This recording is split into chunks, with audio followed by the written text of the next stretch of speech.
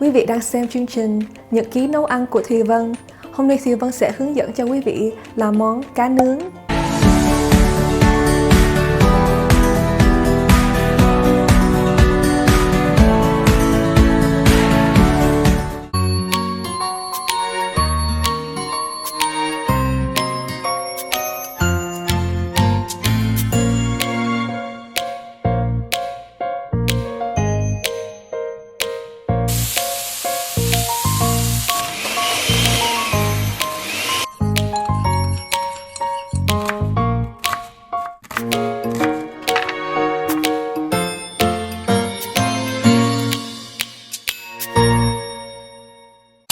Để làm món cá nướng thì mình sẽ mua con cá khoảng từ 4,5 pound tới 5 pound. Cá nướng sẽ được cuốn với bánh tráng, bún, giá, rau sống, salad, ớt, dưa leo, cà rốt, củ cải trắng, chuối chát, cà và chanh.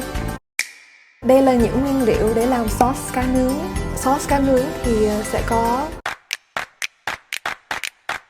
1 chén tỏi, 1 chén củ hành hương, 3 muỗng canh đường, 3 muỗng cà phê hạt nêm, 1 muỗng cà phê dầu mè, 2/3 muỗng cà phê nước màu, 1/3 muỗng cà phê muối, 2 muỗng canh nước dừa soda, 2 muỗng canh dầu hào, 12 đầu hành lá, 3 muỗng canh tiêu sọ, 2 muỗng canh dầu ăn, 2 muỗng canh nước mắm. Cá catfish đã được lột da và rửa sạch với muối. Giờ thì Vân sẽ hướng dẫn quý vị cách làm sauce cho cá nướng. Vân sẽ cho đầu củ hành lá vào và đâm cho thật nhuyễn.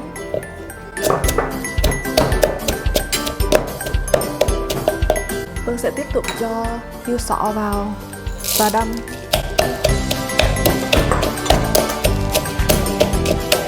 Sau khi giã xong, Vân sẽ cho vào chén để bắt đầu làm sauce.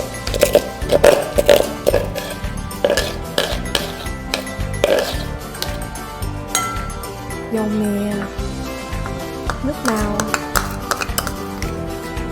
muối, coconut soda, nước mắm, dầu hào,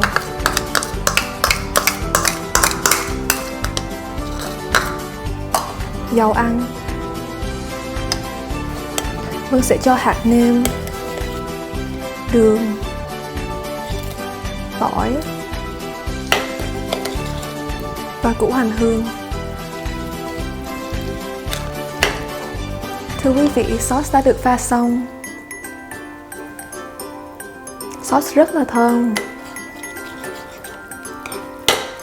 Vân sẽ ướp sauce vào cá. Vân sẽ dùng giấy để chậm cho con cá nó khô.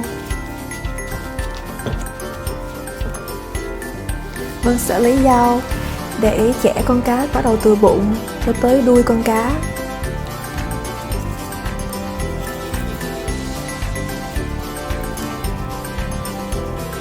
Vân sẽ lạng con cá để khi ướp sauce vào thì cá sẽ thấm đều.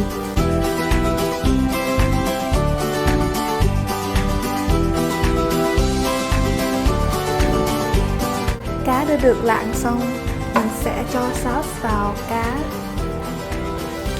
Vân sẽ thoa sauce vào con cá.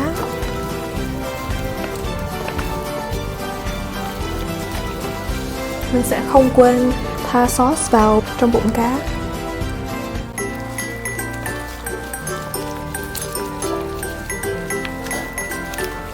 Sau khi ướp cá thì Vân sẽ để cho khoảng 2 tiếng rồi mình bắt đầu mình nướng. Nếu quý vị có thời gian thì mình ướp cá trước một đêm để cá càng thấm. Vân sẽ đặt một cái dĩ trên tray.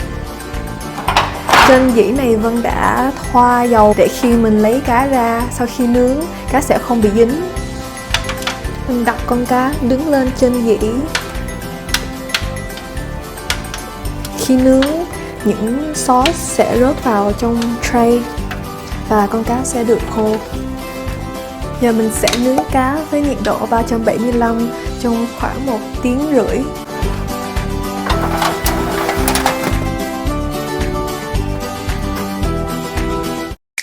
Cá nướng trong 1 tiếng rưỡi thì mình sẽ bắt đầu làm đồ chua.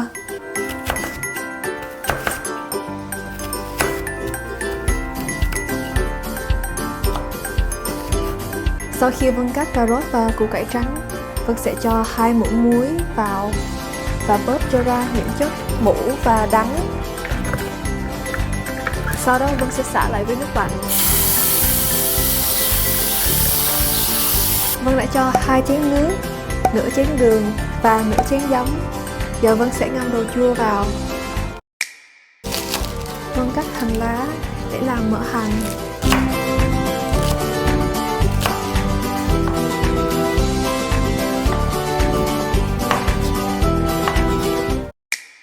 Thì Vân sẽ chỉ cho quý vị một mẹo vặt nhỏ khi vào bếp. Quý vị sau khi rửa rau sạch và để trong rổ, sẽ để rổ trên thau đá. Làm như vậy thì khi đá bốc hơi lạnh lên thì sẽ giữ độ tươi cho rau nguyên ngày. Giá cũng vậy, quý vị rửa với nước lạnh và cho đá vào, giá sẽ giữ độ trắng và giòn, không bị héo.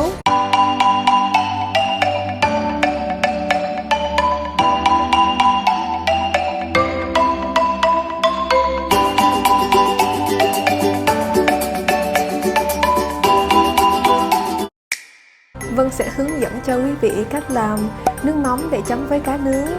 Nguyên liệu gồm có 2 chén nước lạnh, 1 chén đường, 3/4 chén nước mắm, 1/4 chén giấm, 8 tép tỏi, 6 trái ớt và 1 trái chanh. Vân sẽ cho nước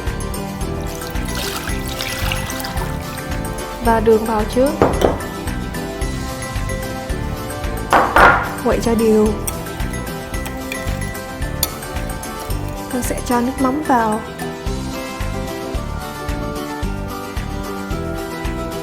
Và tiếp tục quậy. Vân sẽ cho ớt tỏi vào cối và cho chút xíu đường để khi mình giã nó không bị văng.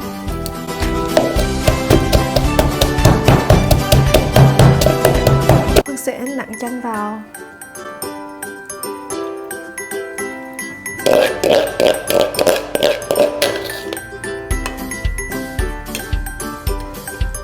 Nước mắm rất là vừa ăn quý vị ơi, có mùi chua và ngọt, cay và thơm mùi tỏi nữa.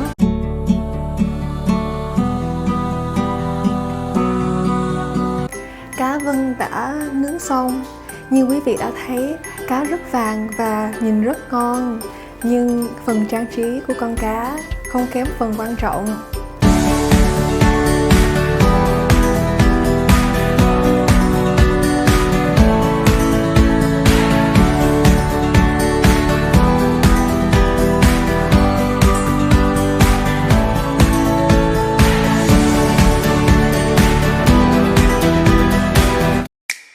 Thì Vân đã làm xong món cá nướng. Quý vị thấy hấp dẫn không? Mình có đầy đủ màu sắc hết. Màu vàng của cá, màu cam và trắng của đồ chua, màu xanh của những rau. Vân sẽ cho rau sống, đồ chua, dưa leo và bún.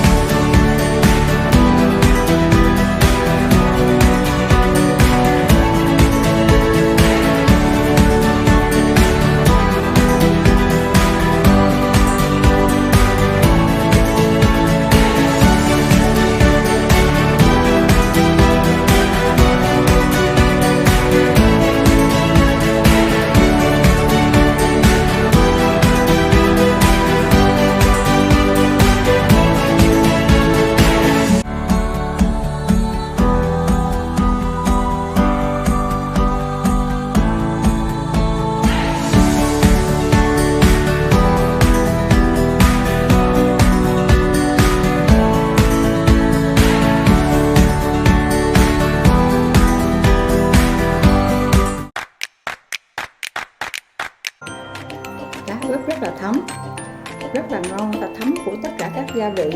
Nước mắm một pha rất là ngon và quyện với tất cả các loại rau. Món cá này đó là món khoái khẩu của Vân. Bởi vì cá tốt cho sức khỏe, không những khoái khẩu của Vân đâu anh chị, cũng là khoái khẩu của tất cả mọi người. Hôm nay thì Vân đã mời một khách mời đặc biệt để đến thưởng thức món ăn cá nướng của Vân làm. Đó là Hoa hậu áo dài cô Vân Lê. Cô có tấm lòng rất là nhân ái. Cô thường hay làm những việc thiện nguyện cùng với Vân. Vân cảm ơn Hoa hậu thì Vân đã mời Vân thưởng thức cái món cá nướng rất là ngon, tốt cho sức khỏe mọi người. Sống ở bên hải ngoại này mà còn được thưởng thức những cái món ăn hương vị quê nhà thì cá, rau và nước mắm thì còn gì bằng, cộng với người mà đầu bếp ngon thì là hết sảy. Thì Vân xin chúc quý vị làm món cá nướng thành công. Xin tạm biệt quý vị và gặp quý vị vào chương trình kỳ tới.